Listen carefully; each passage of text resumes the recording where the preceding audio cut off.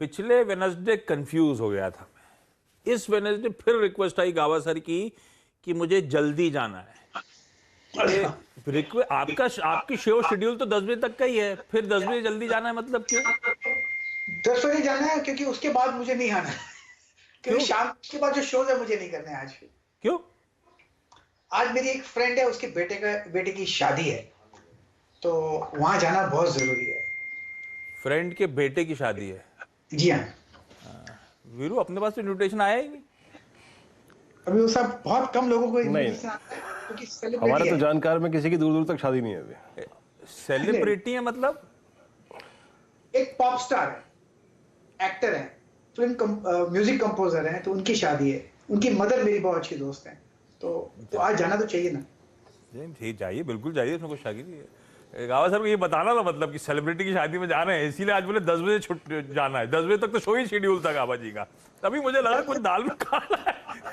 ठीक है भैया, अकेले अकेले जाइए, आप घूमिए। 11 बजे तक पहुंचना है मुझे उधर। हाँ, तो 10 बजे बिल्कुल ठीक है गावा सर, बढ़िया है। चलिए, अच्छा, अब आज के इंपॉर्टेंट स्टॉक्स डिस्कस कर लें। हर्षदा, आपको आपकी स्क्रीन पे नजर आएंगी। पहले तो दो निफ्टी की कंपनीज, मंडे को 3 के नंबर्स आने थे। एक आ गया था अदानी पोर्ट, भारती एयरटेल और पावर ग्रिड, ये बाद में आए। पहले समझ लेते हैं दोनों निफ्टी के नंबर्स कैसे रहे। Harshada, good morning.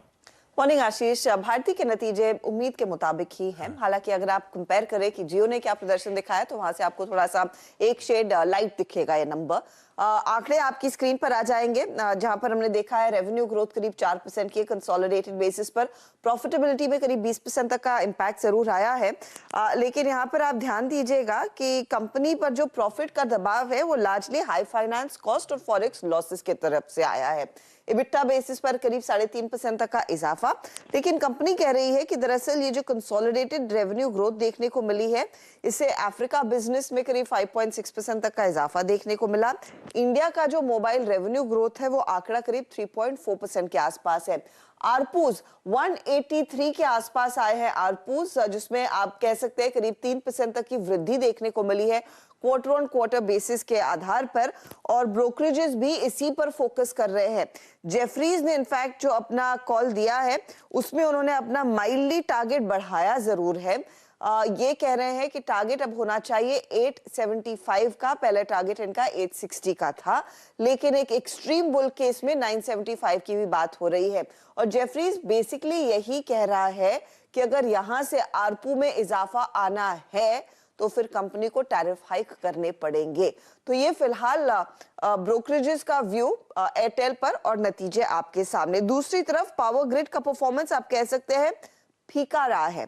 रेवेन्यू में ज्यादा कुछ हुआ नहीं, 7% तक की ग्रोथ देखने को मिली है।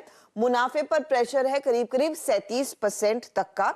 मार्जिन्स भी आप देखिएगा 4% कॉन्ट्रैक्ट होकर 84.8% के आसपास आते हुए दिखाई दिए हैं।